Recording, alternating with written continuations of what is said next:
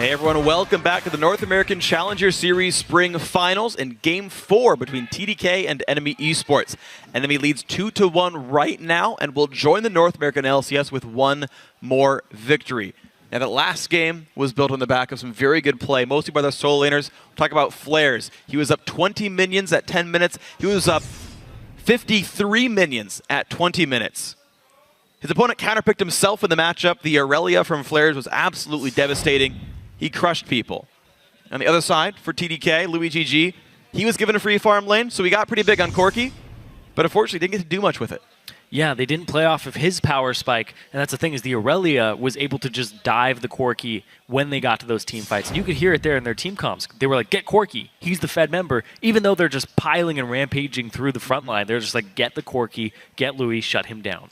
Yeah, and they shut him down pretty hard. And one of the players who also helped shut that player down was Inox, the mid laner for NME Esports. His Kassadin continued to impress. 12 KDA is actually the lowest KDA game he's had yet on Kassadin.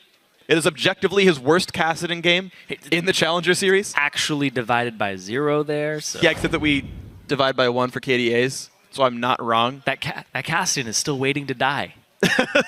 He's still doing pretty well on it, though. Overall, actually, you know, when you get off the Rift at the very end, you die.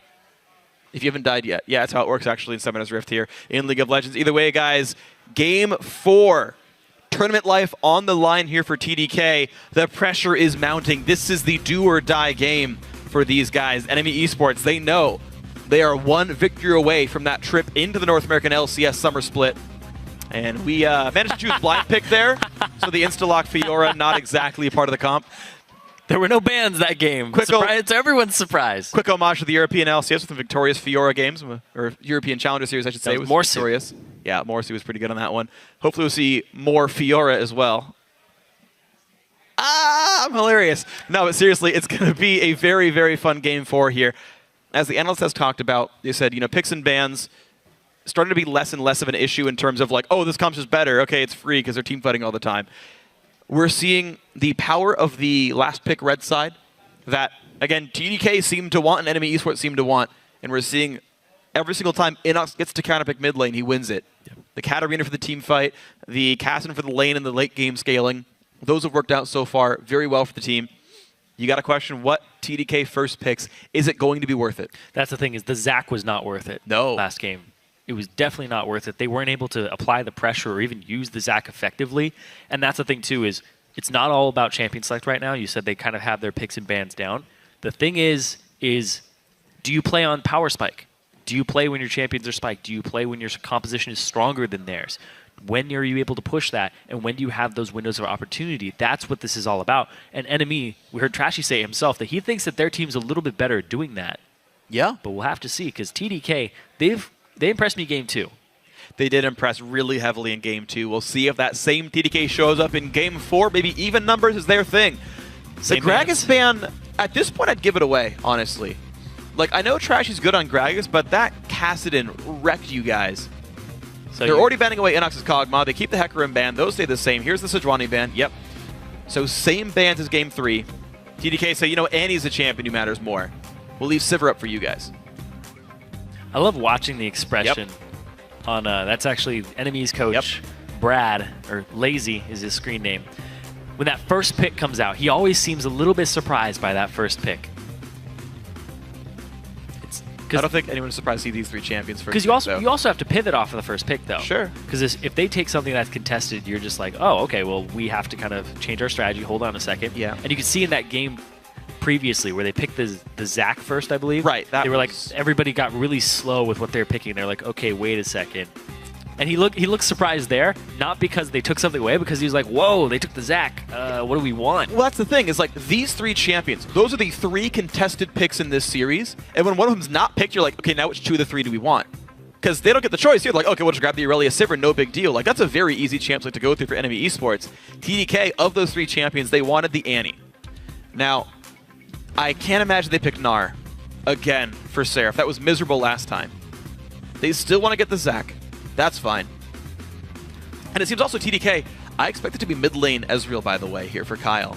He's been good with it before, and it seems like they're hopping off the Lysandra chain.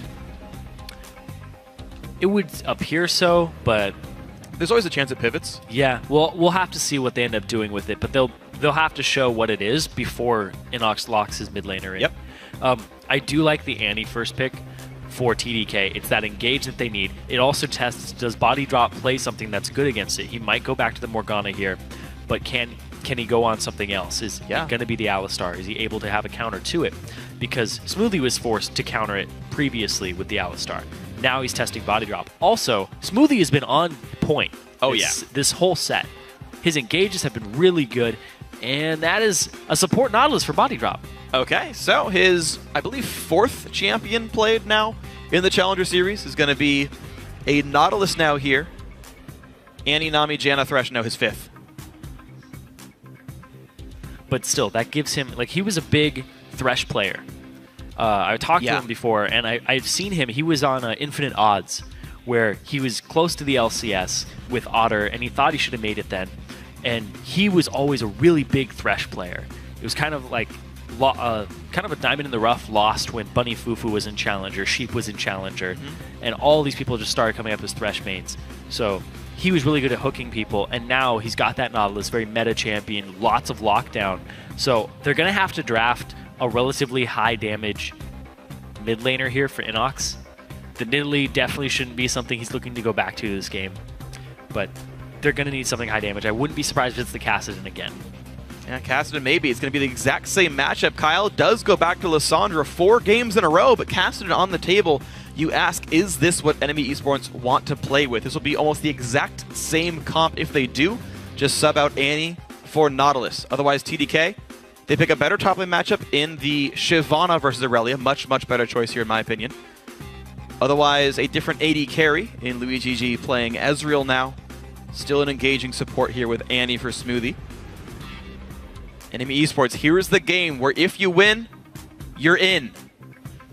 Inox, what are you going to play against this Lissandra? Well, he played Kassadin last time, and he had a Rek'Sai at his side with Trashy last time too. So I would not be surprised if it's just more of the same for him, because he can also catch the Ezreal and chase him down. I think it's a great pick here in this comp. He's going to go for it. Well, it's what Crumb said at the very start in the best of 5. If it wins, keep the comp. Play the same stuff. Make sure they can react to you. TDK have yet to show that they can win when Inox gets to counterpick mid lane and be a high-impact team-fighting mage. Inox on his 4th Kassadin game of the spring split. And this is the comp that NME Esports think will bring themselves into the North American League of Legends Championship Series. TDK got to adapt over and over and over again. Here's their 4th rendition. They've still got a team fight comp. They've still got a lot of upfront damage. And a much better matchup for their typical carry in Seraph. This is going to be TP Smite Shyvana. Will not get pushed out of lane nearly as hard. Should have a much better matchup up against Flares. I think that is something that TDK very much needs in order to win this game. As Champ Select ends, the coaches give final parting remarks to their teams. They meet for the handshake. And this game could be history in the making as the camera blurs out and goes to our faces. In a world where one team makes it into the LCS, the teams are loading out of the rift, so start updating your votes by sending either hashtag TDK win or hashtag NME win to @LOL Esports. In a world where we will read them out loud to you guys, or at least show the vote on the screen. That's this world very much. Here we go, guys. This is the make or break game. Is NME Esports going to be joining the LCS or not? Here's game 4. Of course, if TDK do go down here, they get to play in the promotion tournament against Winter Fox or Dignitas. So they still have a chance to get into the LCS. But you're looking at one of these 2 teams is going to be in the LCS at the end of today. Will it be enemy or enemy's enemy? Ha. Ha ha ha ha ha. What are you, Nunubot? Ha. No, because Nunubot actually takes dancing lessons from Freak. I see you could use some. I could. I just do what feels less awkward than what I was doing a second ago. I'm surprised you still talk often. Flares and Seraph in a 1v1 on the top lane. We saw this one before. This time Seraph feels a lot better. Yeah. Goodbye, Flares. That's the damage check right there. Why even turn back to auto? Seraph if you W's like... Alright. I like actually that ward's really good. It's going to spot a Krug start if it happens. Now, we had seen Flair's last game on Aurelia manage to start Wolves and take that camp pretty safely. Seraph, of course, can easily jungle for a while on this Ruby Crystal start Shyvana. Interestingly, both top laners will scale very well as they get tankier and tankier. Just being an auto-attacking bruiser becomes very nice. Every game, people on these two teams are just going for less information. They're just doing battle lines, and they're not going for that deep invade to see where the lane swap is. And that ward will not see. Very smart by Otter to hug the top wall. Hangs up by the mural. I like it. Appreciates art here. I was trying to figure out what that is, and I'm like, oh, it's just how the game goes, right? Turrets fall, then you have tier 2s, and there's the Nexus. I don't know why it's in the middle of the rift, but it's in the top center. Actually, I have no idea what that is. It's okay. It's going to be NME Esports starting out with the double jungle here. Seraph will be taking out the Raptors, even with a smite, in case he does walk by a ward. And also because you want to smite to clear the camp, of course. Smoothie once again. Now, can he steal a camp away? Oh, Trashy might have nightmares of this from before. Here comes Seraph, though. Seraph is also on his way towards this. Trashy might get stopped entirely here. Smoothie, you got to land the stun. No, just some damage with the Qs. Trashy at 200 health is in a really bad spot. Oh, Seraph boy. is trying to push him around. Flair's going to rejoin, though. This is a very close one. It's a smite top laner, though, and they don't have smite. Well, both smites are down. It's just a matter of damage output. But either way, Kez is getting to jungle right now, and NME Esports is not. This is what happens when you start jungling on the weak side of the map. That's very true. And it gets punished. Well done, TDK, to collapse their team in time and punish all of this. Lane swap comes in. NME Esports wants the 2-on-2. They shove out the top lane, and they recall the Sivir back. Flair's TP's up. Top lane, by the way, is... I believe it's a freeze. It's close. But either way, both going to teleport in there. So, oh, man. Similar amounts gained on both sides. Trashy's kind of getting shafted this game because now, if he goes for their blue, that's also, once again, fairly weak. Not a strong side of his map. Nope. He'd be up against the smite top lane Shyvana because they swapped the lanes back, so he doesn't even have his AD carry top lane by the enemy blue. Granted, it is Rek'Sai. He doesn't need blue on her, so that's the only kind of caveat here, is that he's not in a horrible position. Yeah. But he didn't get to jungle. He didn't get that level 3 very early, so his early game impact is lower. So Inox is going to have to fare for himself in this matchup. Exactly. Trash is essentially, in overall power, down a camp. And that is, of course, pretty relevant. Right, slows your ganks down, slows your gold income. Good things happen for TDK here. We watch the 2-on-2 matchup. Nice Q comes in, smacks Smoothie on both sides. Trashy going to be pretty safe in this clear, though. Will hit 3 off this. There's a lot of pressure in that bottom lane. They're punishing the Ezreal for not having a lot of wave clear, trying to keep him underneath the turret. So Louis GG doing his best to CS under the turret. He's doing a good job of it. I like what Seraph's doing, though. He's hard shoving the wave. Might miss a minion or two, but he takes Scuttler for himself to get his own ward control. He wards Tribrush. There's actually no easy route in for Trashy. There are ways, but they're just harder. That's one of the great things about the Smite TP top lane, is because you always get the Scuttler on cooldown. You just keep going for it. You shove the wave. Once you get Bombi Cinder, oh, hold on. Look at this. Oh, we've got the root! And he ignites on as well. I think right at the same time as the Summoner Heal. I don't know which one got mitigated, but either way, it's going to be a rough road for Louis GG. He got snuck on by Body Drop. Yeah, this big Nautilus just came out of nowhere. From the brush. I'm surprised it hides him. Got the hook. Ooh. Nope. Not quite. Both these supports have been having kind of mismatched games. Smoothie's been having a really good series, and Body Drop, he'll show up in the team fight, but look at this, Trashy. He's trying to make a team fight happen in the bottom. It's going for the gank, but Kez is here too. Well, Smoothie would have a stun with an EW. Oh, he knows Kez is here. Dude, in the front of the brush. Dun-dun. Dun-dun. He went away. Oh. They don't know that. Oh, they didn't know how close they came to danger. Enemy's still shoving it as hard as they can. And he's going away. Okay, whatever. It's a shoved up lane, and he knows that Zach was around that area. Now they really know he's there. Zach is going to show himself, and they saw the back from Ezreal, so they have the information that they need. He's going to go get Scuttler. But look at this. Inox, by himself, is winning this mid lane. He's 14 CS up already over Kyle, who got a blue buff early. Oh, it's true. They gave Kyle the blue because Kez already had one. Pretty cute stuff there. Yeah, it's still miserable. They thought maybe this adaptation will work. No, still a really hard matchup. I understand the Hecarim ban, but the Gnar, or not the Gnar, sorry, the Gragas, I'm just not certainly sold on. This Inox Cassidy are having a very good game so far. Yeah, they talked about not banning Trashy out, but the Gragas gives him early game pressure comparable to Rek'Sai. True. And then arguably better tank late game. Yeah. So the fact that he'll have that team fight presence, and you can see even on the Rek'Sai, he's getting those multiple man knockups. If you give him that Gragas, it's pretty much a death sentence. He gets the good early game, he gets the good team fights. It's basically a Trashy champion all around. Yeah, it is. So they're going to keep that ban because of that fear right here. Flair's looking to trade in. Level 6 on both. Otter gets some free mana. Luigi do the same with his tier. Small combat lead for the NME Esports AD carry either way. But the lane act, despite a couple of good plays by Body Drop, honestly all I did was trade summoners. Kez. Not got much of a lead. Kez looking top lane. Flair's looking at trying to trade with Seraph. But by the way, in comes Zach. In comes First Blood. That goes to Seraph. Oh, the hook into Louis. Yeah, level 3 right there. Patchy. Louis at 5 has to jump away. He's fine. He's fine. Just First Blood for TDK. Nicely done. Good job, Kez. This was what I was expecting, too, from TDK coming into this series. Seraph is pretty much your star player, the guy who's going to carry you from the top lane. He's been trying to avoid ganks all series long because he doesn't have a flash.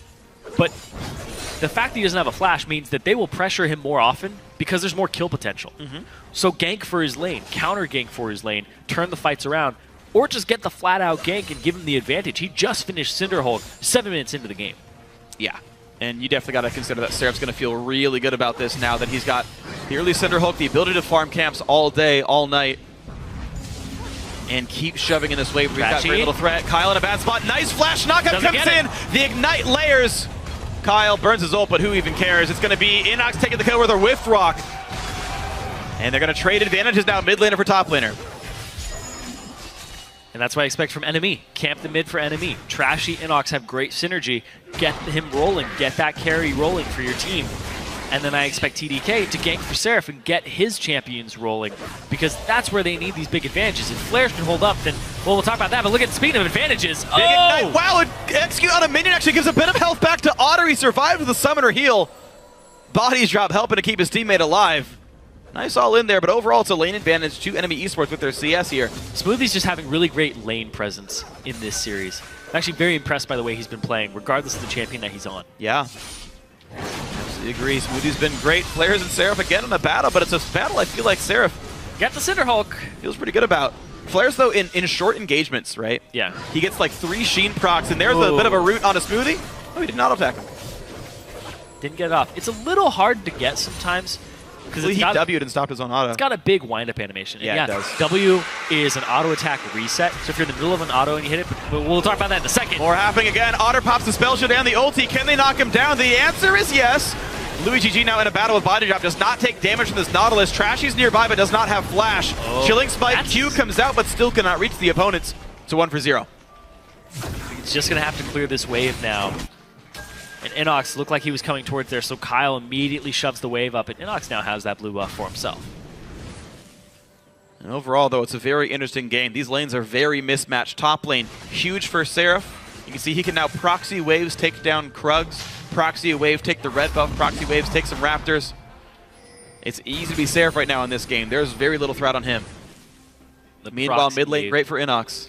Proxy wave clear. And that's the thing, is Aurelia doesn't have a whole lot of wave clear. Yep. She's this is what I'm expecting. All single target damage. So this gives him free reign over this jungle. Look at that. This is how you should be playing Smite top laners. That's what Seraph wanted from game 1. The Hecarim put a gigantic wrench in those plans.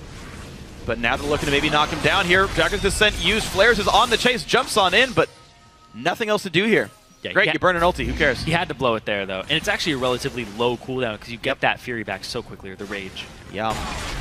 Oh, back to Kyle. Kyle, yeah, he does have the ulti. No flash. There's the knockup. Ease over the wall. Gets there. Inox to land a slow. He needs one more Rift Arc to get the kill. Flashes for it. An ulti in from Kyle. Trash is going to be the one to take the kill. If he can get the Q. Oh, no, he gets ignited. Trashy's going to die under the turret. And Kyle outplays the gank. Oh, my God. With minimal mana going as well. Just enough for an E. Oh, man. And then after that, barely enough. That Lissandra passive. Yep. It's deceptive. Oh, man. Well, that looked like the wave for it. That looked like it was going to be pretty easy for NME. Yeah, it did. But the overextension, the overaggression for it cost them. And now it's Cinderhulk for Trashy this game. On the Rex side. He doesn't. All right. If he had a longsword there, would have killed him. Yeah. No, I mean, you're right. That's the payment you make by going tank instead of fighter, is your early game pressure is lower. And I mean, I still feel like if you're buying Cinderhulk, you should probably just be playing like Nautilus or Volibear or something and not Rek'Sai. Yeah, I talked to him before, and like I said, he said it's 50-50, depending on the game.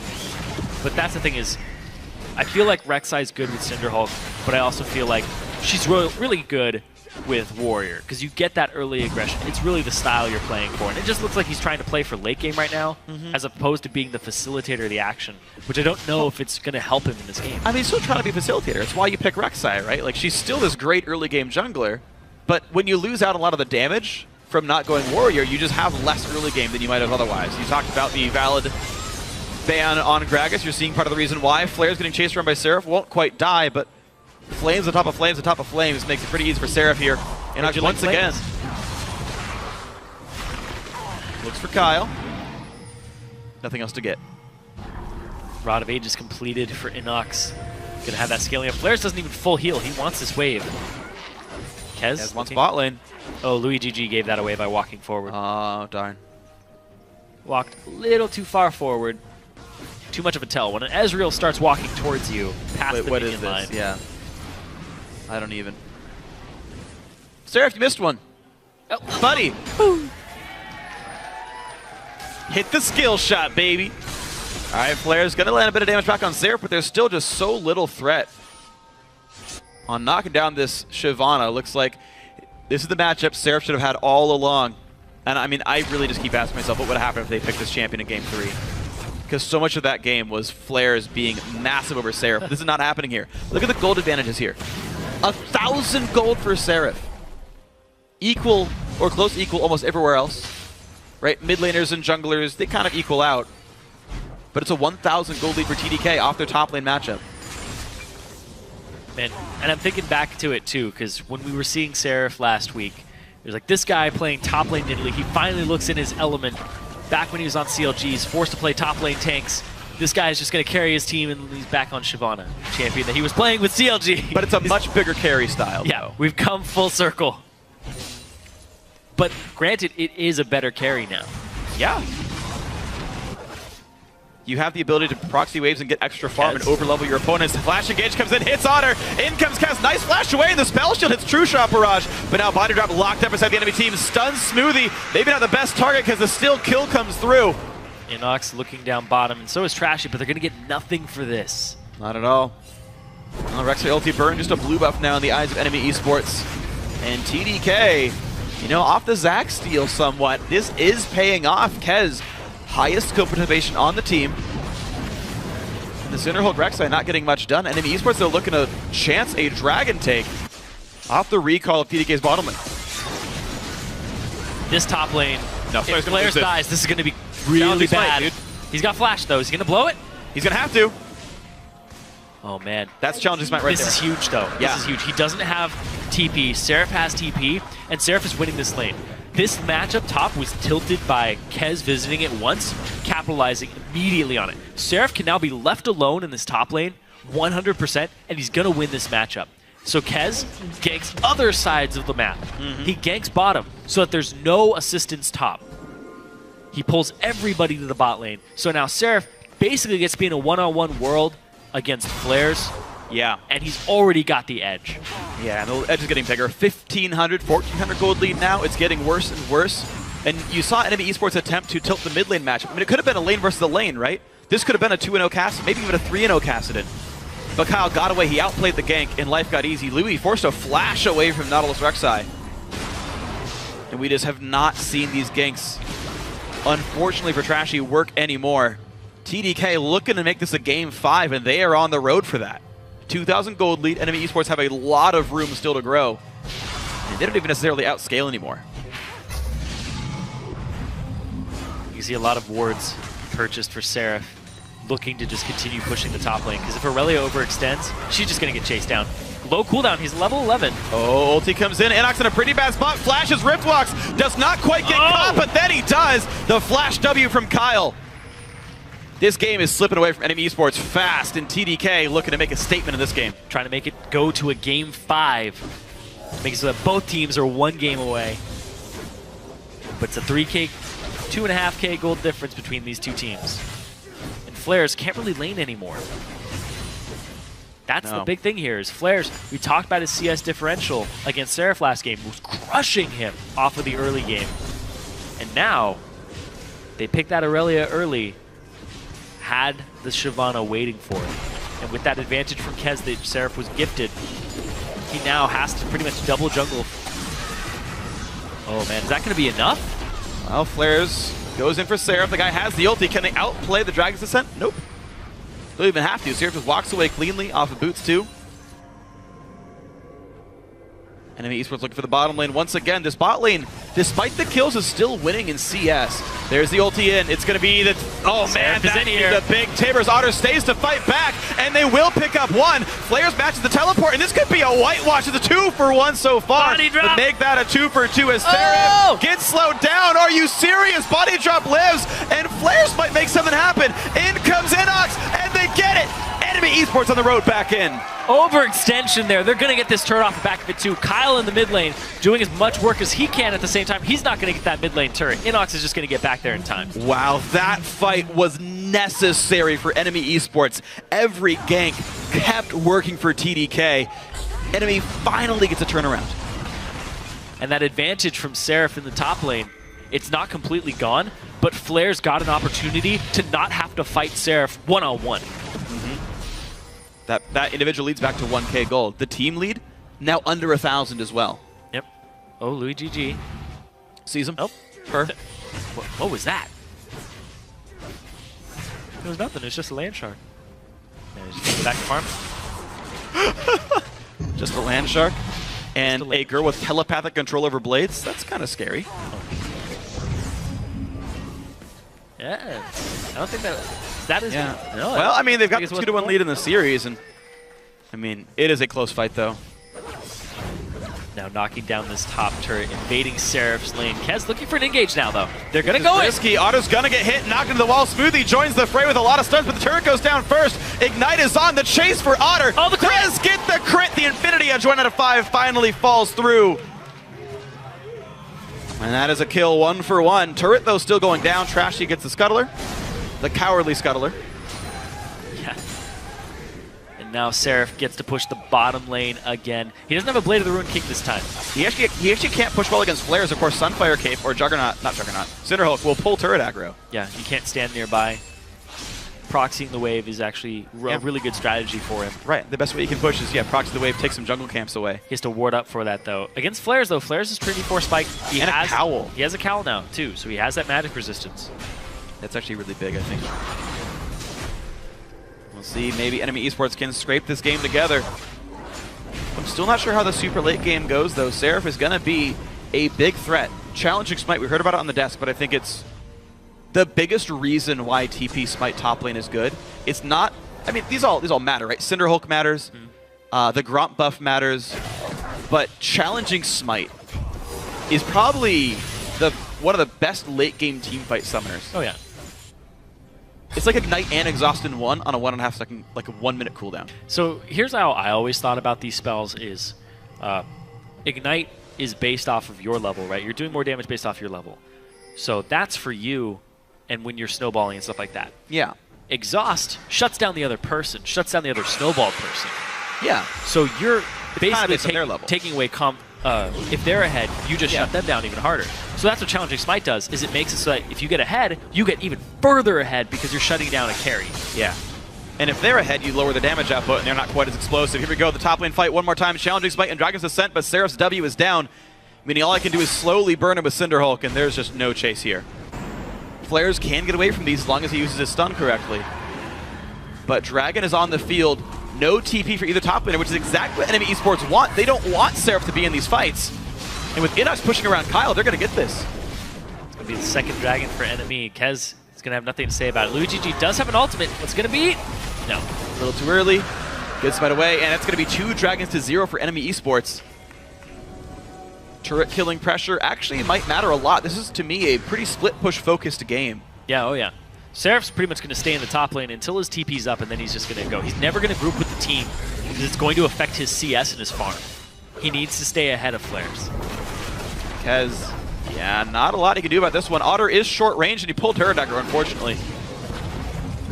You can see they're knocking this down pretty quickly. Looks like they are looking for a 5v5 here in the mid lane. Seraph, no rage right now. Can't turn into the big dragon. Mega Shyvana, I guess. Luden's Echo completed for Inox. Yes. Gives him poke. Oddly enough. Poke gives him the burst. A lot of health down. That's about a third of the health bar for a Q from Kassadin. That is pre-Sork Shoes. Once again, check these gold leads. Seraph remains 1k up. Otherwise, very small leads back and forth. Yeah, Inox can pretty much QRE kill Smoothie. You've got W. Doesn't have to W. You don't need to bring the crew to kill him? Nope. That's what KREW spells. Or QREW, whatever. With a Q? Close enough. He's going to check his character sheet, and then, oh, look at this, they go in. Kyle loses a lot of health in this one. Kez trying to play a bit of dissonance, and that's going to do the case for them, but Smoothie forced to flash away off the re-engage. Stays alive, Kez flashing out of this one as well. Where's Seraph? He's off on the right side here. Looks like he's got nothing to do, though. He's got the full rage bar, but no engage, bit of wave clear from Ezreal, and this will be some time until the wave comes up. It's low on health, but looks like no one to defend it. Means this will be a turret kill. Seraph gets locked up, but they can't easily kill the tank. They will knock down the turret first, and Seraph at half will walk away safely. Very even game right now. 35,000 gold between both teams, just teetering back and forth. A lot of turrets for TDK to still take. But the thing is, they're just doing split push. It's all Seraph knocking down these turrets. They're putting him in the bottom lane, trying to get him some CS, push it out, and also get to that turret. But Flares is actually having a good answer to this, surprisingly. Yeah, Flares is doing an amazing job of staying afloat in a matchup that he has no business winning anymore. We've seen how those fights go. It ends with Flares running away with his tail between his legs, and yet he's holding parity with Seraph. Seraph is now going for the Blade of the Ruined King. Because last time he got that second item, he went Randuin's second now. I think he needs it to survive the damage output that Aurelia can deal. It's a bunch of true damage. The attack speed slow and health, I think, a very big deal. I do think this makes sense for the one-on-one matchup. Yeah. Now he's going to have multiple slows. Randuin's, then he's going to be able to Blade of the Ruined King and keep her near him. Which is what this matchup is all about. He needs to be able to 1v1 that Aurelia with the challenging smite. Spirit Visage done. Lower cooldown stun, a pretty big deal here for Flares. Kez gets the Raptor buff. And as we sit in this game with the smallest of gold leads, it's 2 dragons to 0, and otherwise a basically equal game. What are the points of pressure anymore? Despite the ganks, Otter and Body Drop are still a threat in this game. Seraph would have pressure onto Flares, but he's going to take the push into the bot lane. Smoothie and LuigiG are here, though, and Trashy's put some wards down. But TDK keep the vision pretty clear. Flares is pretty alone down here. And LuigiG just hit his Muramana power spike about a minute and a half ago at 23. So he has a lot of damage in this mid game. He's got the Muramana, he's got the Trinity Force. Seraph looking at the top lane. Nobody's here to answer him just yet. Otter's coming up. Oh, Flares, he's not alone. He tries to turn it around, but guess what? Kez is around in this fight. Ult comes across, but LuigiG still dies. 2-on-1, and Flares gets the kill. He can stun as well, by the way. Kez gonna take that if he's in range. And that's gonna be a lot of damage coming through on this poor Zac. He's gonna be soon split into boblets. Meanwhile, Seraph in a 1v2 of his own in the top lane takes a turret down, but will die for that sin. And I think Kez split into pieces. It's 3 kills in a row, and NME Esports making a statement right now. And Kyle still shoving the mid lane, and there's not even a turret there left for him to take. Not being active on these side lanes is really going to hurt TDK if they're not able to collapse. Absolutely true. There's really nothing going well. There's pressure all across the map now in favor of NME. They're shoving top, middle, and bottom at the same time. So they're going to get all this experience, all this wave clear, all this gold, and they're going to knock down that bottom tier 2 turret. Bottom tier 2 is gone. Top lane can be pushed into the tier 2 mid lane. The exact same thing. This team can recall safely before the rest of TDK respawns. A lot of control now for NME Esports sitting. You got it, don't worry. Trust me, it's dead. Oh wait, are you serious? No, they toggled vision on you. Don't worry about it. It's dead. That was the other team, okay. Yeah. I thought you had my backup service. Oh. Alright, we good. Red buff goes over to TDK. And Trashy with a bit of a greedy recall. In the middle of vision. Yeah, why not? There's 20 seconds on the dragon. Everybody from NME backing convenient. so they can cash in on the turrets. You can see IE, Last Whisper, Luden's Echo, Rod of Ages. Weird. Inox. He bought a... No, he's buying part of a death cap. There you go. Needlessly large rod completed. I think I'd want him to have sword shoes, though. Magic Coin's a pretty good stat at this point in the game, but either way, TDK are here first. Seraph rejoined the team already. He didn't push the bot the rest of the way out. They want this dragon. It's a bit of a surround for NME Esports. This is the fight. This is the one.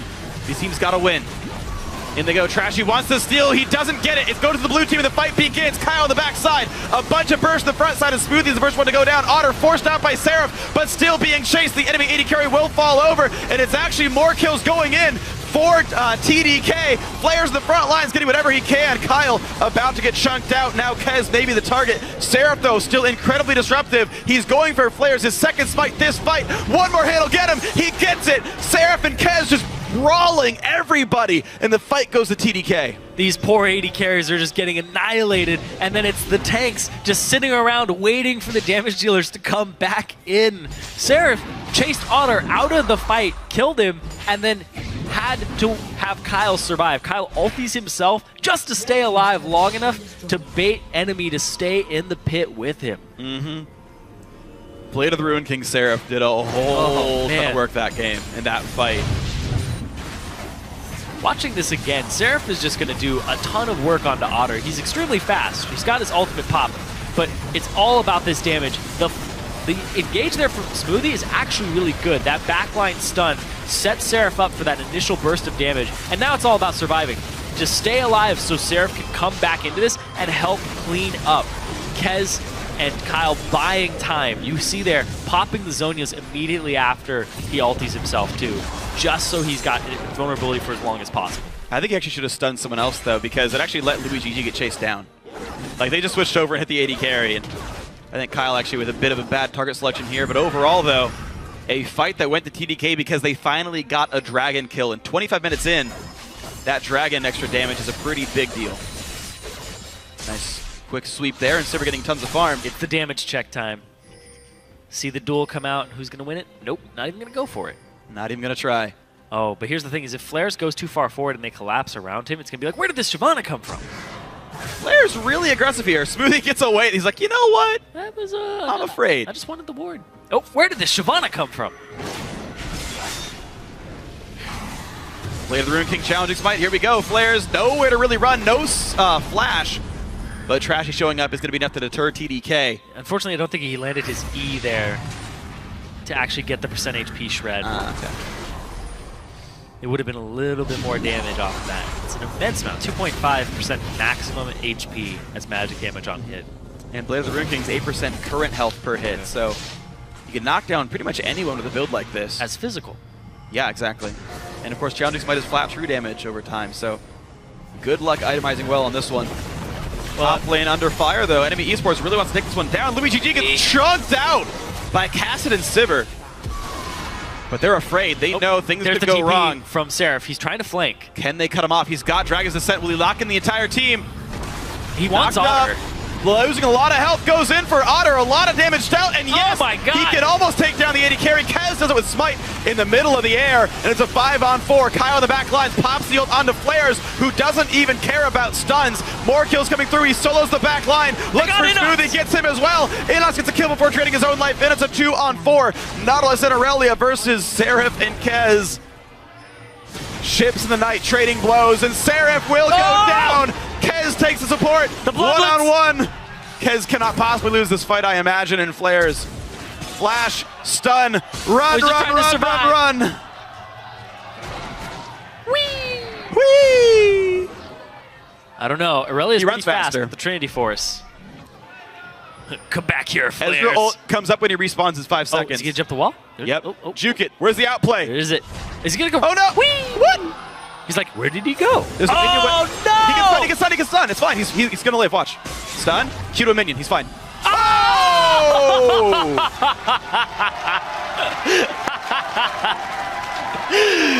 I was mostly right. I said Ez was going to respawn with ulti. I claim credit on that one. That's not fighting fair. Oh, man. That was a 6v5 at the end of the day. LuigiG died first and got the last kill in that team fight. Calculated. Oh. All right. Glorious. This game is awesome, by the way. Glorious fight. Not only is this game really fun, this game is for a spot in the NALCS, if you didn't know. These guys, how much pressure have they got to be under at this point? But the fact that team fight went TDK's way, even after getting chunked out at the start, LuigiG took a huge amount of damage before that even happened. And now he's sitting at about half HP. Seraph jumps in for Otter. He doesn't even have Blade of the Ruined King active at this point because he just used it bot lane. And Kez jumps in with the smite for the kill. And you can see here, LuigiG's like, well, I have no HP, but I have to be a part of this fight. Amazing cleanup here for just both teams played this really well. The fact they're all just clustering in. Inox does overextend, though, and puts himself at risk as the Kassadin. You need to skirt around the fight while people and carries are still alive. You can't put your body right on top of them and get that Rift Walk damage. It's going to be hard, yeah. It's a really tanky team overall. Well, I guess it's not actually that tanky. It's 2 tanks, but they were the last ones alive, and they did a lot of damage in that team fight. Locket picked up for Kez, helps to keep the team durable. And Seraph now has Thornmail to make life even harder for his primary enemy, this Sivir, trying to auto-attack down the double tank lineup. Yeah. Here's the thing, too. Yeah. Is that... Oh, we'll talk about that in a second. Yeah, Seraph is going hard. There's the ulti in the backline. LuigiG gets stunned up, and the fight has begun. Otter in a really bad spot. Will kite away from Seraph safely, and Nautilus, the first casualty, 2 kills picked up. Yeah, well, somehow Sivir still died. Inox off over the wall. LuigiG is going to find him. Tragedy to buy a bit of time, but it looks like TDK able to run over this enemy team. 2-0 Dragons theirs. Yeah, challenging smite is a damage over time, over 3 seconds. It looked like it was just enough true damage to finish Otter off on the side of the screen. And here's the thing. Thornmail returns damage pre-mitigation. So at this point, Otter is almost doing more damage to himself than he's actually dealing to Seraph. Yeah. And without any major lifesteal yet, he's still on just Vamp Scepter. And when you challenging smite the person and decrease their damage output by 20%, yeah, the Thornmail still returns full value. Oh, I know. It's hard. Interestingly, both of these... So I want to first preface, both teams are running double tank, right? The junglers are both going Cinderhulk. The top laners are very durable. Seraph a bit more so, to be completely fair, but it's kind of a double tank lineup, and you could consider it maybe 3 as Nautilus kind of scales up over time. But both these AD carries are 2 of the worst auto attackers. In terms of sustained DPS, Otter's so short range, he has to kite for more often than not. LuigiG just doesn't build crit because he's Ezreal, which makes his damage output actually on the lower end. Knocking down tanks is actually really hard for both these teams. Yeah. And yet, they're probably the biggest threats overall in the team fight. You want to eliminate them as soon as possible because they're the biggest threat with the easiest catch. Yeah. It's kind of like cost-benefit analysis, right? Do we go after the Lissandra, she'll ulti, she'll Zhonya's, or do we go after the Ezreal and try to take him out with our Kassadin? It's like, do you go after the Kassadin who can escape, or do you go after the Sivir who's trying to run around and has even less HP at this point? Yeah. Well, right now, it's been tough for Otter. Sivir not able to put down enough damage to keep himself alive in the team fights. And the difficult thing as well is, like, do you go Ruin King or do you go Bloodthirster? Because he needs the lifesteal to survive, but he wants the % health damage to actually chunk down tanks, and it's a difficult situation, honestly. He needs both. You can see Blade of the Ruined King for LuigiG. Yeah, I like that. Needing that kite. Flares does have his Guardian Angel completed, so if there is a flub here, he's able to come back, get a second chance, get some redemption. It seems to be all about the team fights right now, though. Those top laners are pretty much back to wet noodle fights. Yeah. The damage is getting outstripped now by the durability pickup, so that with Seraph having the Ruin King, I feel like that matchup still goes his way. As far as items are concerned, getting one with lifesteal is pretty darn good. Scuttle Crab is going to go over to TDK. Inox, not going to get the steal. Kez, though, you can see there's some decent damage that does come out from Inox here. Body Drop flashes. He's going to ult Seraph. That is not who you want. That does nothing at all. And Body Drop might be the first kill here. Inox also forced to jump away from this one. A very afraid cast, and into the backline they go. Flares cannot kill Louis GG. He's ulted by the Lissandra, but they're going to trade 1-for-1 support for mid laner. Inox still alive, but there's the revive from Flares. Louis GG still alive. Flares Seraph is not, still though. alive. Seraph chunked down by Trashy. Inox does have enough damage. Seraph has fallen to 2-for-2 top laners dead. NME Esports looks to be able to actually make a push happen. Both AD carries surviving that engage. Yeah. It's a miracle for both of them. The entire team went to go peel back the top laners. Both made the same adaptation in that team fight. To kill Flares and to kill Seraph. Confirmed. Top laners cannot 1v4 despite being in this new meta where tanks are huge. You know, one thing that's actually really massive, Otter got the red elixir here, which does lifesteal off of Ricochet and Boomerang Blades damage on champions. Damage you deal. And it can't be Thorn Milled either. So much life is coming back to Otter right now. He gets to go Ruin King, the lowered lifesteal item, because he's getting health back from other sources. There's actually a real threat now from Sivir once that item gets completed. And he's only 1,000 gold away from completing it. Baron setup here for both teams, even in Dragons. Close in kills, even in gold. Bases have not been cracked just yet. This is the longest game today. Yeah. This is ridiculously intense, man. Fighting for an LCS spot, TDK having to win 2 in a row. NME Esports just need to close one more game out. And both these teams are making their opponents work for it here. And both teams have been playing to their strengths. Camp Seraph top, Camp Inox mid for NME. They have been playing to these strengths remarkably well this game. Even the scorelines in CS are like identical between those two.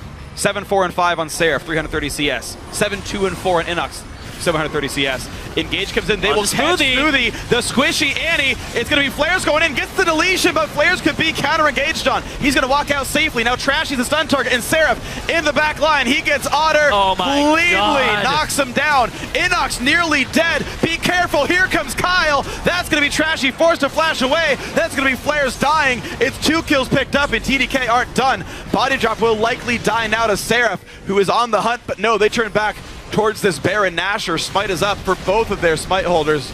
That's going to be a huge advantage for TDK. They're going to be able to knock down turrets with this and start getting a really big gold lead for themselves. Seraph is just slaughtering Otter. Oh, man. You know, Seraph's pretty much winning them this game. Oh, yeah, he is. And it's funny because I've said that about 6 TDK games. Still true. His Mundo game, where people couldn't kill him, the game where he was playing Nidalee top and just split pushed and ended it, the Lissandra where he comes in, like there's this guy playing carry top laners and playing a style where the team is going to revolve around his split push seems to be working out for him. This is a much better depth charge than last time. It hits Smoothie, but this backline, Kez is disrupting, and Seraph TPs into the backline. On top of Otter. And they ignore it. They don't collapse onto Seraph, and he just destroys Otter. And then he turns to Body Drop, and he actually gets to flank around this fight now as that Shyvana closes off where Trashy and Inox are trying to leave, but then Body Drop decides he has to go the other direction, has to get Seraph away from those guys. What's crazy is Shyvana is one of the most, or I would say more kiteable champions in League of Legends. She can Dragon's Ascent in, she can Ruin King you. But one Anchor Smash, one Q, and she's no longer going to be able to ever reach Sivir again. But the resources are not being spent to keep this Shyvana off the NME Esports AD carry. So there's actually a couple things. He buys the Elixir of Iron to give himself that tenacity. He has the Randuin's Omen on top of the Blade of the Ruined King, and the W, which is going to give him that huge burst of movement speed. And he went Alacrity Boots. Exactly. So he has so much movement speed to get to Otter. Oh, here comes Flares, this is the play. They don't have is on TDK. They don't have Seraph. Teleports down. It's a 4v5. In they go. Knockout from Trash. Doesn't find too much. Gets stunned by Kyle. But here comes the re-engage. Health bar's getting lower. Sivir ult helping NME Esports chase on in. 1 kill for Inox. He's going to get Smoothie. That's 2. There's a chase on to Kez. It's going to almost be 3, but he's out of mana. The 2 for nothing.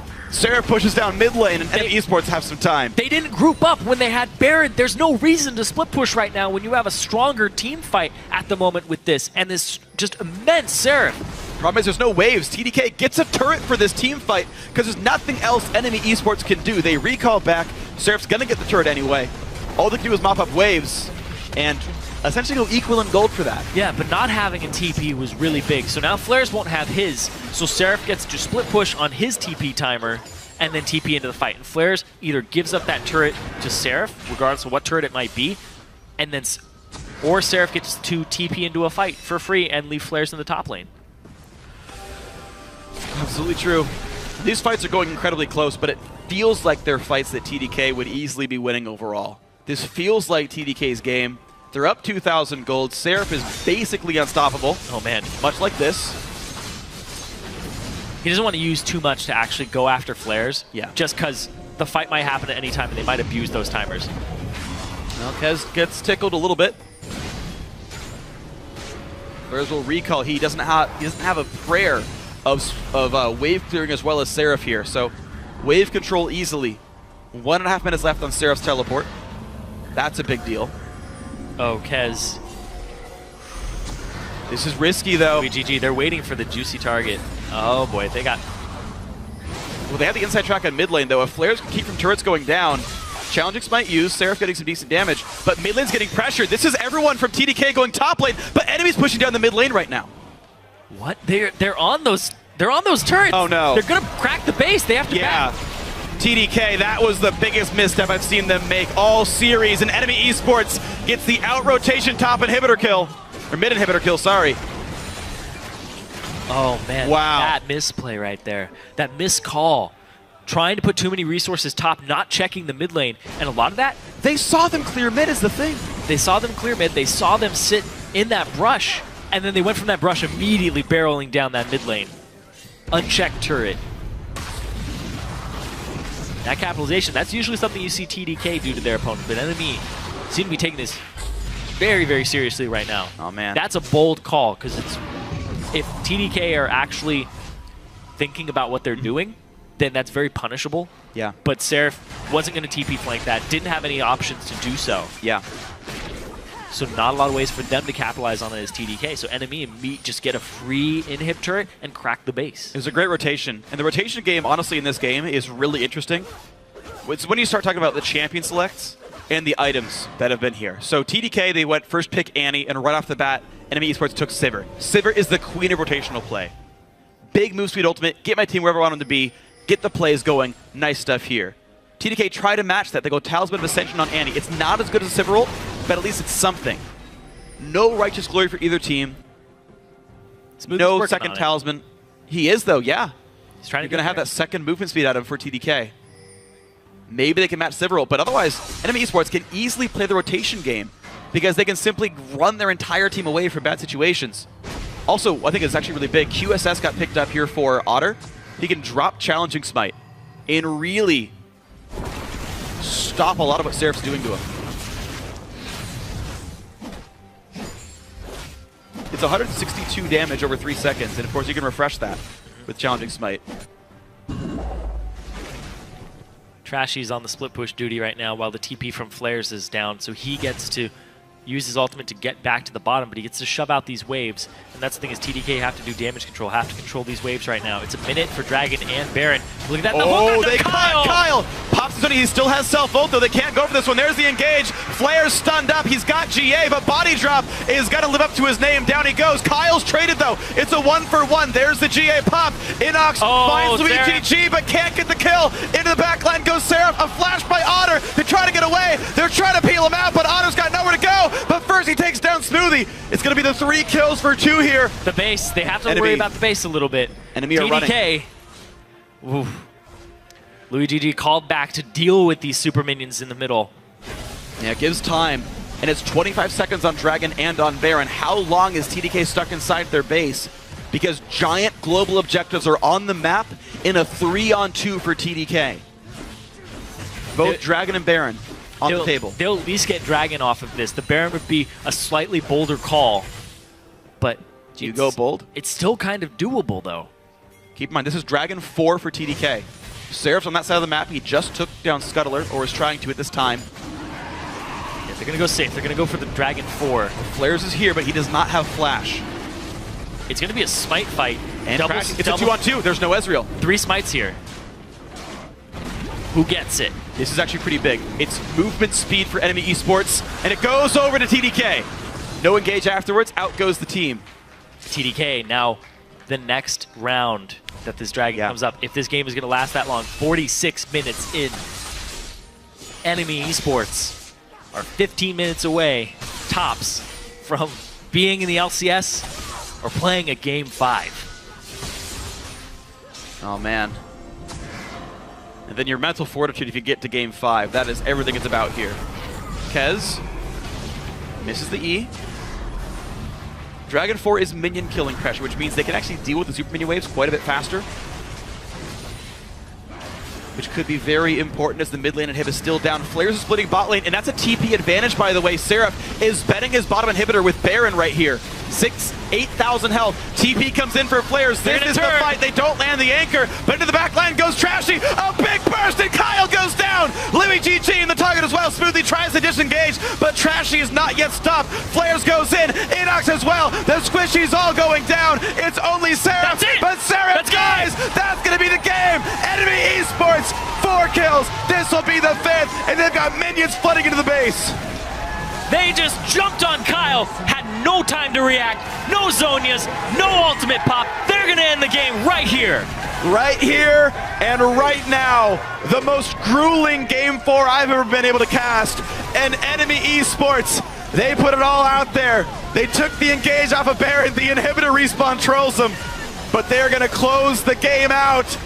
Enemy Esports, welcome to the North American League Championship Series.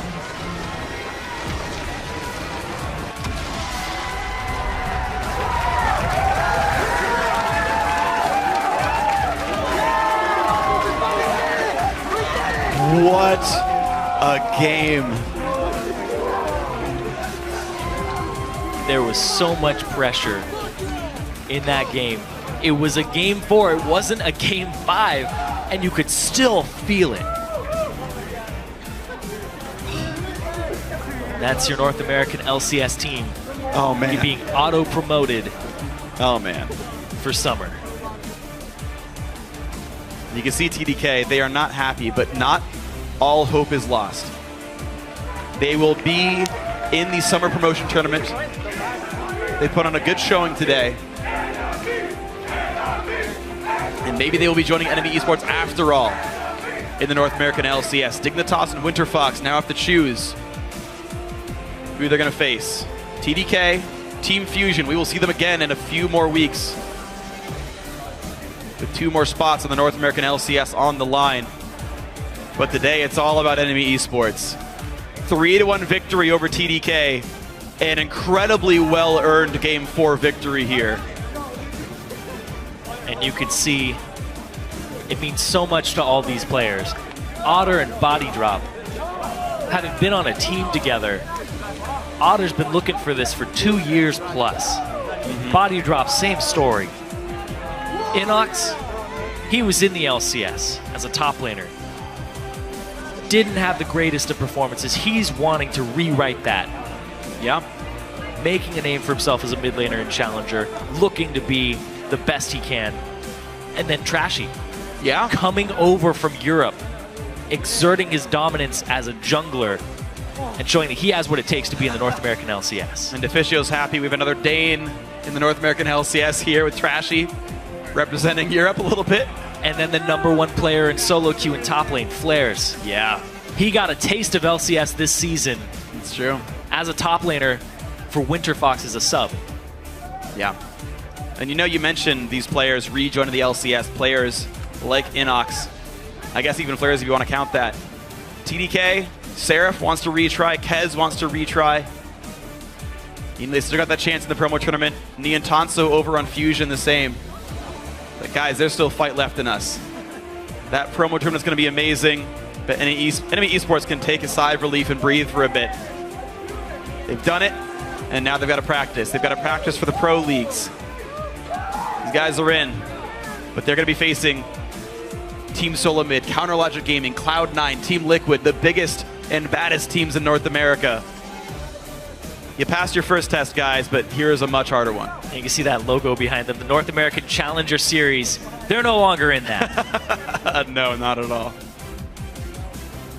Moving on to the North American LCS. See how they perform. I gotta say, they got a cool logo, they got cool looking jerseys. A lot of dreams, a lot of hard work. Oh yeah, a ton of hard work. These guys lost 2 games throughout the entire Challenger Series. Their overall record, 14-2. #1 team in Challenger, joining the LCS, replacing Team Coast. We have to see what their aspirations lie as. I mean, there's a, like, if they really improve, they really make that stride, like, this is the split that leads to Worlds. They're in the summer split now of the North American LCS. If they keep that skyrocketing play, if they actually start competing with the best of the best, they could pull an LMQ, join the summer split, go to Worlds. That's true. It happened last year. There's a real possibility for these guys. We've seen a lot of great upstart teams do amazing in their first time in the LCS. And H2K, semifinalist. Yeah. Unicorns of Love, semifinalist in their first split in the LCS. And I've had my eye on Trashy for a while now, since he was on Recent Gaming back in Europe, and then he was on H2K. I was like, when is this guy going to be in the LCS? Because he's been a phenomenal jungler that's able to play almost every style. Yeah. He can play control. He can play forceful junglers. He can play reactionary. Yeah. And he's really, really just a dominant force in every game, in every team that he's been on. Yeah, absolutely dominant player. It's going to be a whole bunch of fun to see Trashy play. And overall, I like this NME Esports lineup. I like how they were able to adapt throughout the picks and bans, like how they were able to adapt throughout the team fights. Bodied out finally playing Peel for Otter, and Otter actually managed to solo kill Seraph at the very end of that team fight. So I want to see what these guys' brains can bring out in now an extended season in the North American LCS. And what I really like about this NME squad is you said they only dropped 2 games during the entire Challenger Series. They never got complacent. They always wanted more, and they never underestimated their opponents. They always hit them with everything they had. Yeah, and it turns out these guys have a whole lot to hit people with because they are your winners. And now we've got Jat and Crumbs, the Telestrator, to help us break down that Game 4 win by NME Esports. Thank you, Freak. And wow, that was a ridiculous Game 4. Crumbs, we got to talk a little bit about the overall game first, because as far as the series goes, that was by far the closest and most competitive one. Now, that game to me felt like it was Seraph 1v5ing, while NME, as a unit somewhat, trying to deal with the carries of TDK. And unfortunately, Seraph was mostly just killing Otter. It was a little difficult, but that last fight, that was really the heartbreaker for the entire TDK lineup, at least. The NME played it very well. Yeah, Seraph was an absolute monster. But as far as actually dealing with it by the end of the game, it felt like NME, Inox's Kassadin, was crushing the backline. He didn't have to build Zhonya's in pretty much a full item build. With the new change to the Kassadin, having that lower cooldown on Ritwalk, he's able to be really mobile. So even if you get a lot of crowd control on him, he went with the Merc Treads build, so he's able to more than likely just dodge out of any crowd control. So he becomes a really annoying champion to deal with. And coupled with Aurelia, a pick like Ezreal isn't going to be able to stand when you get dove by that, coupled with a Sivir speed up. Yeah, and throughout the game, we were trying to find the right clip for this because it was back and forth, a 2-kill fight here, a 2-kill fight here. So it's really just the game-deciding fight. We have that clip to pull it up right here because really, this was a moment where TDK still absolutely could have won this game. It could have gone either way. NME decided to force this with the split push, and then we end up getting this fight here. Crumbs, tell me what happened with TDK and how NME won this fight. Now, TDK starts this because Aurelia is split pushing, so they want to make something happen. They saw Kassadin coming in from the front side, and Nautilus goes on the Lissandra, but she fails to react to it, and she gets popped immediately. At that point, TDK has already lost the fight. NME has won. All they need to do is chase down the Ezreal, remove the damage from the team. Seraph on the other side is getting kited by the Sivir. She made a great itemization. Blade of the Ruined King to kite better, and the QSS to remove the Skirmisher Saber. So now she's actually able to deal damage, and just needed that point in the late game to happen. He also did not buy... He sold his boots for a Trinity Force. We kept tracking the item builds because Seraph was basically item capped at like 37 minutes, whereas Otter had plenty more to build. And once Seraph was item capped, it really felt like TDK needed to change their strategy of team fighting because NME had it figured out. And if they continued that style of killing Kyle, letting Otter kite, eventually they were going to end up winning the game. But TDK never adapted. NME ended up just crushing with that last fight. Yeah, I felt like really that last fight was a lot of mechanical misplays from TDK and NME capitalizing on the weak parts. They knew that the TDK carries were not playing that very well, even from the beginning. We pointed out during the laning phase, 3 waves in, that's 19 creeps on the board. How hit 10 out of 19 creeps with no pressure from a Kassadin on a Lissandra matchup.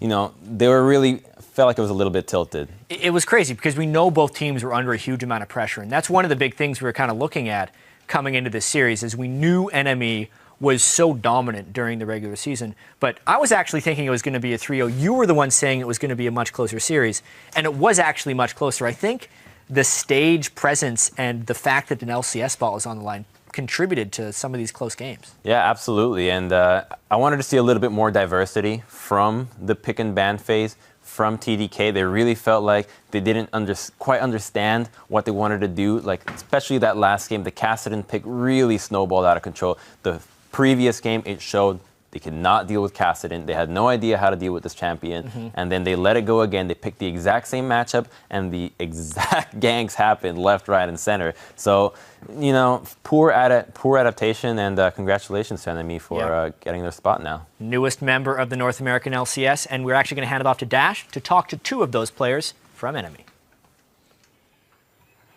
Thank you very much, guys. Here with Inox and Otter, as Jack just mentioned, the newest additions to the LCS for Summer Split. Congratulations. Thank you. Thank you so much. If I were closer, I would shake your hand, Otter. I do want to ask you the first question, though. You have been trying to get into the LCS for quite a long time now. You've made it. You've made it. You've made it. How does it feel? It's probably the best feeling I've ever experienced. Like, I'm so extremely happy right now. Like, I'm so proud of everyone on my team, and I'm so proud of myself. Like, I'm just so happy. Well, congratulations again. And Inox, you have been in the LCS before. This is the story, the journey of your return to the LCS and moving from the top lane to the mid lane. So give me a little bit about what this has been like for you. Probably the most fun I've ever had playing League of Legends. Getting like onto an actual team where we work together. We have the analyst, the coach. I get like a team that trusts me. I can go into any game and they'll be like, pick what you want. You can do whatever. No one's playing Kassadin, you can play Kassadin. No one's playing Katarina. Well, I mean, there's been a few Katarinas. You can go ahead and play it. And whenever a meta would change, I just pick up that champion because my team trusts me. And so obviously that sounds like a fantastic team environment, but yours is a team that has many threats on it. So after we talk about TDK and Seraph being the major threat on that team, but on your end, you've got Flares in the top lane, yourself in the mid lane, Otter, and then you have Trashy in the jungle. Like, everyone can be a threat at different times, and we saw that in this series. I mean, talk to me about how many doors that opens for a team when you guys can play so many different things. Well, I think it's probably one of the best things we had going into this draft, because when we noticed that we were like, okay, maybe we need to run the more utility engaged bot lane, it was completely fine to take Otter off of the carry role, which we normally have him on, and he like excels at. We could just have, okay, Flares carry, Inox carry. Trashy, you need to take this tank role to fulfill, because Flares is going to carry. And everything just worked out, well, ever since we cleaned that up. Absolutely. And Otter, speaking of which, you had to deal with that Shyvana in your face every single time. I mean, it was just like, you know, we're back here on the analyst just going, oh my God, he's being left out to dry here. They talk about your fantastic itemization, but I mean, assuming that role on your team, I mean, your heart must have been just pumping knowing that, like, all I have to do is run, you know, dodge, duck, dip, dive, and dodge as much as I can there at the end of the game. Yeah, it actually felt like I was playing a completely different game, because there was, like, this team fight going on that I wasn't even watching. I didn't know how it was going, because all I was trying to do was run away from the Shyvana, and that's literally what the game came down to. It was just me running away from the Shyvana. Like, that's all I did. Now, going into this series as a whole, I want to take a step back and look at your guys' mentality as a team coming into this, because you were touted as the best challenger team. But there's a lot of pressure coming onto the stage for some of you the first time, and for others not. But coming onto the stage, playing in the LAN setting, and the jitters and the experience of the best of 5. Otter, what was the mindset like for the team coming into this series? Honestly, we were really, really confident. But as the series went on, it appeared that it wasn't as easy as we thought. So, I mean, We were really confident, though, going into it. And Inox, having had the experience of being on the stage and one of the most veteran players, what were you trying to do to assist your teammates in stepping up and like feeling comfortable in this new setting? Well, we were definitely confident going in, but then having everyone be like, yeah, I think enemy's going to 3-0 or 3-1, like it'll be completely stop. Everyone was just like confidence slowly diminishing, starting to get nervous, starting to get anxious. I know I was starting to get, and I have a lot of stage experience. It kind of sets you up to fail, right? Yeah. Like you feel like there's no way you could possibly perform to the standards that everyone is setting for you. But you guys did, in all honesty. There was the one dropped game, but aside from that, seemed fairly in control. Really, the final thing I want to ask you guys is, in that last game, you guys are going into the 40th, 50th minute, right? And you know that all you need is one and done. One and you're in. That's it. I mean, hearts pounding, the emotion. What were the comms like? How were you guys communicating with each other and keeping your heads cool during this, huge moment? Well, for me, I was actually just trying to stay a bit quiet because I was a bit sad from the Shyvana just killing me over and over. So I wasn't trying to influence everyone else by that way. But the second that I realized that we were winning, we started winning fights, I started feeling excited and just ready to get into LCS. I was just so ready. And you guys you're there, you're in it. Again, I want to congratulate you both and the entire organization on your qualification to the LCS. Thank you for taking the time to join me here. I'm sure you want to go out and celebrate. Definitely. Anyway, to close out our evening, we're going to send it back over to our guys on the caster desk. Oh, man, thank you very much, Dash. This has been an absolutely amazing series to cast. I know in Europe it was all right, Origin, congrats on your 3-0, man. Took an hour and a half total. This one, I am so happy I got to cast. This is, I think, one of my favorite series I've gotten to cast because of how amazing the last game was. Yeah, that's definitely probably one of my favorite Game 4s ever because Game 5s get that hyped. That's true, no matter what. This one already was that amazing just because it was so darn close, and you're like, dude, if TDK pulls that one, how shattered is NME Esports going to be? Is Game 5 going to be a walkover? It could be the turnaround there, where it's how do we deal with this Shyvana in the top lane? Otter, he said right there that he was getting a little quiet because he just felt like he was playing a different game, right? And then if that happens in the 5th game, that mentality, you have to be able to snap out of that. But they weren't taken to that point. That perfect Nautilus ultimate there knocked 3 people up. If that was Zhonya's, it wouldn't have knocked anybody up. And it would have had a way to kite backwards. So amazing last team fight there for Enemy. A TP disadvantage for Seraph versus Flares. Kez makes the call. Let's go take down Baron. Here's the climactic team fight, 5-on-5 to 5-0. And here's the thing, too, is TDK, they get to play against Winter Fox or Dignitas. So they still have a shot at the LCS. And after that showing, they've just been showing me that they're only getting better and better. Yeah. Every time they play, I'm like, all right, this at the start of the season, it was okay, no, TDK, they're kind of on the radar. It's Seraph's team. Yeah. Then it was oh, wait, no, Louis can actually do things. Oh, wait, Kyle's actually showing that he's a good mid laner right now. He needs to be able to step up and improve even more. Yes. And then that series, I'm really looking forward to the promotion tournament now. It's going to be a whole bunch of fun. 2 more best of 5s to see which other 2 teams will be rejoining the North American LCS. But as we finish out this series, there was one player who stood out today above the rest, had a huge impact for his team, and it was Enemy's mid laner, Inox. Inox was absolutely incredible. His carry style for the mid lane, play what you want. How about Katarina? How about 2 Kassadin games? How about I destroy the entire team by myself and do the most damage to my team? And they have so much faith in him, too. Like he said there, it's the most fun he's had playing League of Legends because he just gets to play whatever he wants. He was a top lane carry. Now he gets to carry in a role that right now is more suited to do that. He's undefeated on Kassadin in the entire spring series. And man, the AP Cog got banned away from all 4 games. I mean, this guy, he said, no one's playing Kassadin, I'll do it. No one's playing AP Cog, I'll do it. No one's playing Katarina, I'll do it. I like this guy a lot. I like this guy a lot. I'm a big fan of Inox. He's been playing amazingly. Congrats on your MVP, man. Congrats joining the LCS. NME Esports will be seeing you next split. Now, if you guys at home are missing your weekly dose of Primetime League today, never fear. PTL is on tomorrow with a special post-season preview at 4 p.m. Pacific Daylight Time, 1 a.m. Central European Summertime. And the LCS playoffs continue this weekend, starting in Europe with Fnatic against H2K Gaming. Immediately following the conclusion of that best of 5 series, we will bring the action back to North America for Cloud9 versus Team Liquid. Our playoff coverage on Saturday starts at 8 a.m. Pacific Daylight Time, 5 p.m. Central European Summertime. We'd like to congratulate one more time NME Esports for joining the North American LCS, and thank you very much to our guest analyst Crumbs. But now for myself, the casters, and the entire broadcast crew, thanks for watching, and we'll see you next time. Toodaloo, guys. Toodaloo. Toodaloo.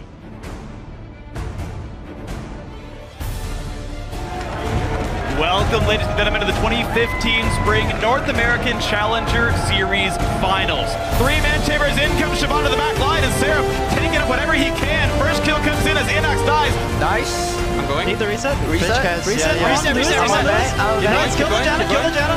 Bang, go bang. Afterward, bang, go bang. Nice. NME Esports have taken the first game in the road to the LCS. A three-man stun. That's going to be the turnaround, but is it really? As more kills keep coming through, Inox heals himself, but Seraph still claims the kill. Nice. Just as fast as game 1 went down, game 2 is going to go to TDK. I've never had a glowing green keyboard before. Oh my god. I'm so excited. Sandy, you can turn. Is it weird or no? No. Okay, good. Don't talk to me like it's weird. Timbers comes down, knockout from Trash, they push him around, but Luigi G, that a half health summer heal, who cares? Gets the kill picked up, another one on Anar, and they are now 1 away from joining the North American LCS. No! He can stun, it's fine, he's gonna live, watch. Stun, shoot a minion, he's fine. Oh!